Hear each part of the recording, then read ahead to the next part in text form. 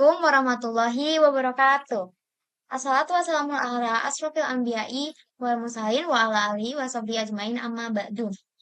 Pada kesempatan kali ini, saya Niken Larasati Fauzia dan Anindya Nazwa.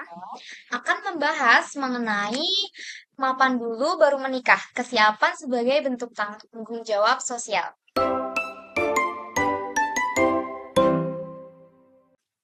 Nah, pada podcast kali ini kita kehadiran 3 bintang tamu yang luar biasa. Yang pertama ada Saya Putri Harinda. Saya Jianar Zakia.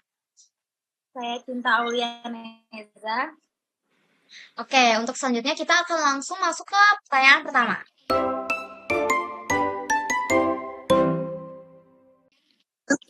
Oke, baik. Untuk pertanyaan pertama, apakah menikah sebelum mapan itu adalah pilihan yang bijak atau justru beresiko? Nah, kalau bicara tentang menikah sebelum mapan itu secara realistis dan ekonominya menikah sebelum mapan itu merupakan problematis sejak awal ya. Dan dampaknya itu bukan cuma dari ekonomi tapi juga mengganggu ke kesehatan mental pasangan. Bahkan dalam Islam pun kita harus melakukan persiapan secara etis, bukan hanya sekedar dari anjuran saja. Selanjutnya masuk ke pertanyaan kedua, yakni mengapa mapan perlu didahulukan sebelum menikah?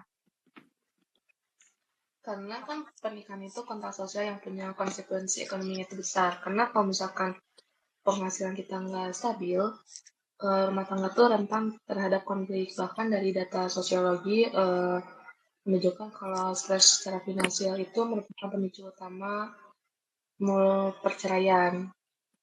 Nah, aku setuju sih, tapi aku izin nambahin sedikit ya. Masalahnya itu bukan selalu tentang finansial, tapi ada perasaan yang gak aman gitu loh secara muncul terus-menerus. Aku izin nambahin juga, di dalam Islam kan udah jelas ya nafkah itu adalah sebuah kewajiban. Jadi kalau kewajiban belum bisa dipenuhi, maka akadnya juga bermasalah secara moral.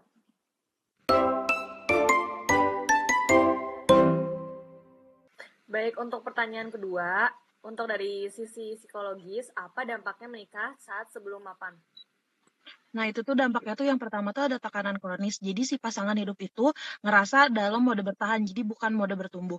Ada teori dari family stress, yaitu tekanan ekonomi yang terus-menerus menurunkan kualitas komunikasi dan empati.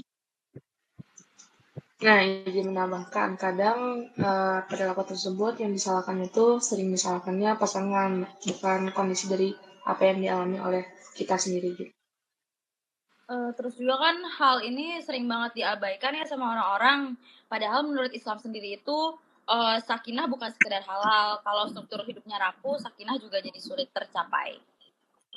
Nah, si romantisme ini tuh di awal tuh sering menutupi fakta gitu loh, bahwa mental itu belum siap. Ke pertanyaan selanjutnya, yakni bagaimana menanggapi argumen bahwa rezeki akan datang setelah menikah? Sebenarnya ayat itu tuh sering banget dipotong dari konteks sebenarnya. Islam itu mendorong usaha sebelum tawakal. Menikah tanpa kesiapan lalu berharap rezeki turun sendiri itu fatalistik, bukan religius. Menurut aku. Kadang argumen terkait rezeki akan datang setelah menikah itu sedikit agak tricky, karena kalau misalkan kita nggak berusaha, resiko besarnya itu bakalan datang gitu. Nah, di saat rezeki yang datang gak sesuai harapan itu nanti tuh munculnya tuh frustasi dan rasa bersalah. Terus juga tawakal tuh gak pernah berarti mengabaikan sebab.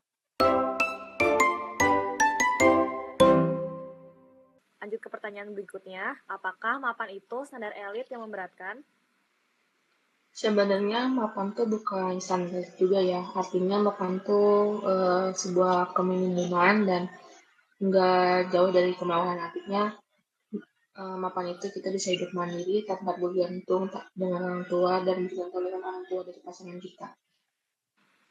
Terus juga kan dalam fikih sosial itu menikah adalah amanah publik. Jadi dampaknya itu bisa ke anak, keluarga besar dan keluarga masyarakat juga. Nah, aku setuju sih. Jadi kalau fondasinya itu lemah, efek dominanya itu panjang.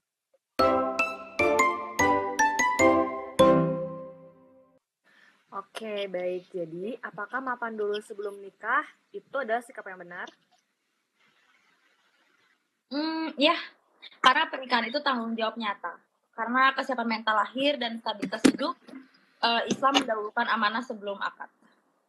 Nah, jadi intinya itu lebih ke menunda menikah demi kesiapan, bukan modal pernikahan, untuk menikmatinya dan menghormatinya juga.